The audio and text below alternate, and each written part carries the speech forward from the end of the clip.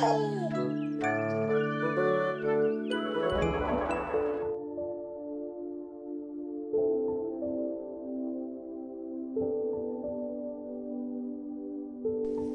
from us didn't watch Teletubbies in their childhood? This British television show series that was made for kids since 1997. Who doesn't remember Tinky Winky, Dipsy, Lala, and Bo? And who didn't find the baby-faced son cute and adorable? Did you ever ask yourself why this show was created? Have you ever think that this show has a very dark story behind it? This story is the one I'm going to tell you, but first, I warn you, because what I'm about to say might ruin your childhood memories about the show. One, Two, three, four. Our story starts in Bulgaria because the Teletubbies is actually based off an institute for the mentally health for children. The real name of this place is unknown, but it was nicknamed La La Land. There, the children were locked away in cold, dark, empty rooms with no stimulation. They'd rock endlessly back and forth, and the only time they'd ever be looked after was once a day by the cruel carers who often beat them and forgot to feed them. The Teletubbies are based off a group of children who all died in the same day there in horrific circumstances. One of the children was Lala. Her name meant tulip. She had a face deformity that made her face look stretched and permanently in the shape of a smile. That usually wouldn't make much difference. She could have acted like a normal child. But after being locked in a cold, damp room, isolated for all 5 years of her life, her mind had completely gone. She danced around her room to no music. She couldn't speak a word of Bulgarian, but was always muted in a way in strange gibberish. She spent her entire life locked inside the room.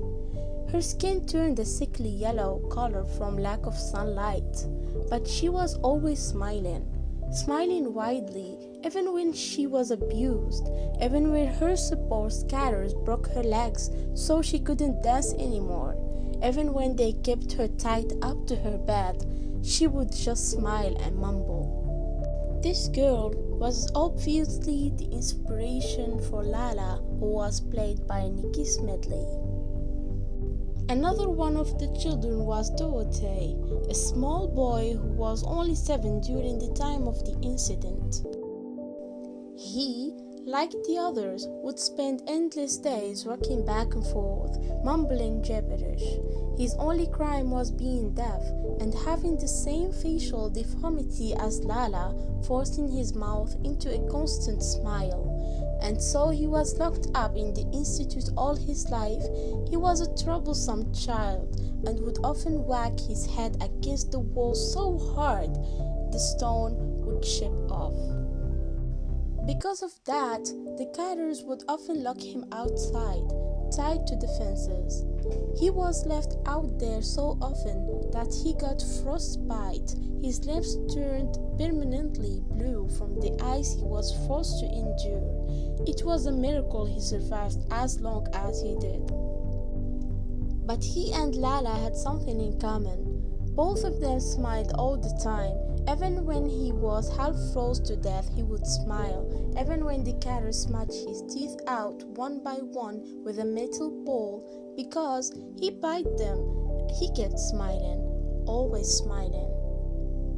I believe this poor, wretched, unfortunate soul is what Tinky Winky was based off. Next was Donka. He was deformed at birth, just like the others too, and he was also unable to speak because he was simply never taught. He was only 6 and was a sickly child. He spent his life half-starved because he'd almost always throw up the food that was given to him. because he was so weak he could hardly walk. He'd spend days face down in his own vomit, too ill to move away. The people at the institute never bothered to call a doctor to find out what was wrong with him. Donka was always sick. That was too expensive, so the poor boy spent miserable years half-starved, throat and stomach burning from the amount of times he'd thrown up, while lying in a room that permanently reeked of sick. Donka was the inspiration for Dipsy. Finally, there was Paulina, the youngest of the four, and her story is possibly the most tragic. At 3 years old, she'd spent her entire life locked away in the institute. The moment she was born, her parents were horrified by her shocking facial deformation. That creepy smile that adorned her face is what doomed her to a life of pain. One day, in a particular cold winter, Paulina made the simple mistake of falling asleep near the logs for the fire. That night, the drunken carers threw her into the fire, not even noticing that she was a toddler, not a lump of wood. She awoke to the searing feeling of flames. The rancid smell of burning flesh filled the air. Her skin was melting off her bones. She screamed for help and the carers pulled her out, but the damage was done. It was a miracle she survived without any medical attention. But from then on, her skin was burned a raw red color. But still she smiled. The Teletubby Paw is based off Paulina. If you found the first part of the story upsetting or disturbing, I strongly recommend you to stop the video here, because this is the part of the story where we find out just why exactly they were called the Teletubbies. You see, in this bleak, dark, and hopeless existence, there was something that the children liked. Not just like, obsessed over, it was their life, their only source of comfort, the only thing that they deemed worth living for. This thing was the television. Or rather say, televisions that constantly play throughout the institute as a way to keep the attention of the disabled and deformed children that lived within the stone walls. But one day, the four children overheard the orphanage director talking, and they heard something that struck the fear of God into them. The electricity for the televisions is getting too expensive. Get rid of them, the director said, completely unaware that the smiling children looking at her could in fact understand what she was saying, despite never being taught to speak themselves. The children looked at each other, panic flashing in each of their eyes. Despite their smiles, they were terrified. What would they do without the magical music playing box?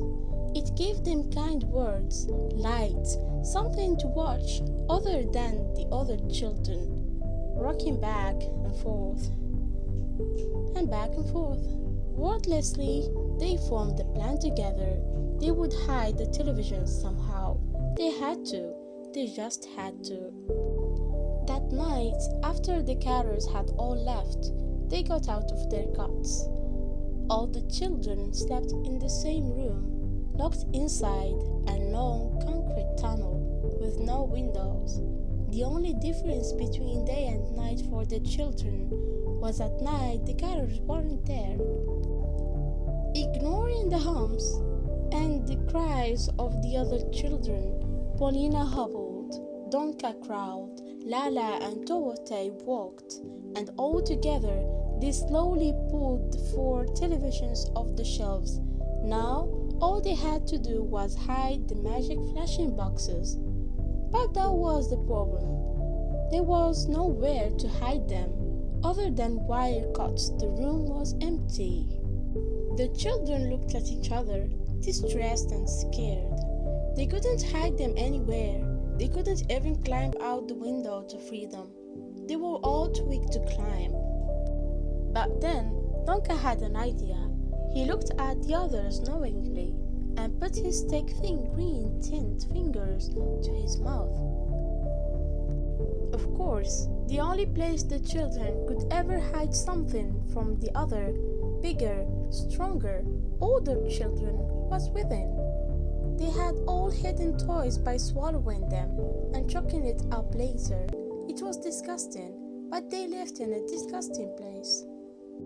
The TVs were only small enough to fit inside their stomach, but they were still too big to eat. What would they do? The next horrific sight met the carers. The room had a heavy stench of blood. All the children were crying and moaning as usual. All but 4.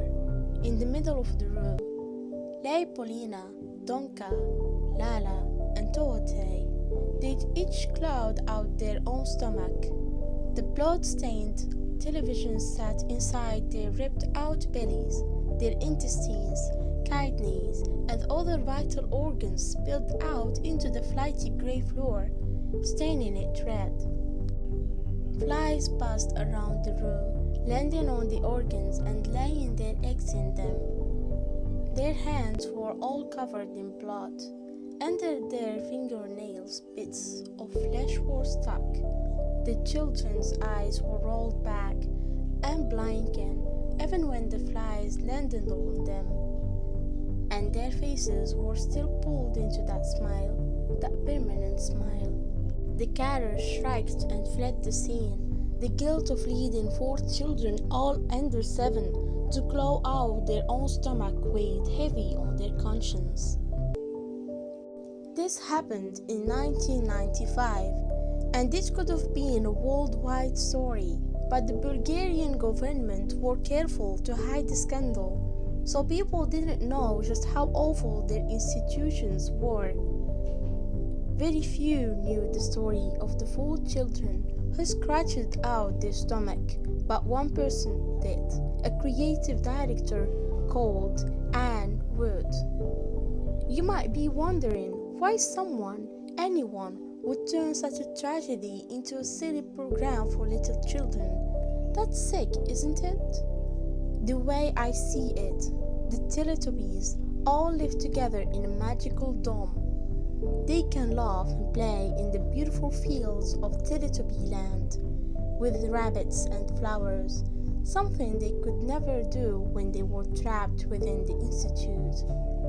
I think the creator of Teletubbies wanted to make a place where the children could be happy, a place where they could laugh, play, learn and explore, and they could have tellies indented in the stomach without dying for it.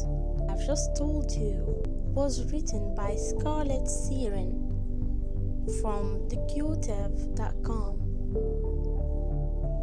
where I knew that the Teletubbies is not just an annoying and an innocent show for toddlers, and where I got shocked by how tragic their story was.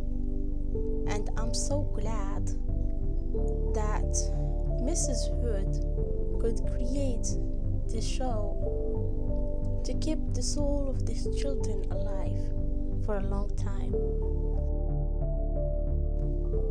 If you like this story, I hope you leave a like in my video, and hopefully I will be creating more of this kind of chapters, as I call it, episodes of cartoon theories. Please write in comments, what's the next cartoon you would like to know about?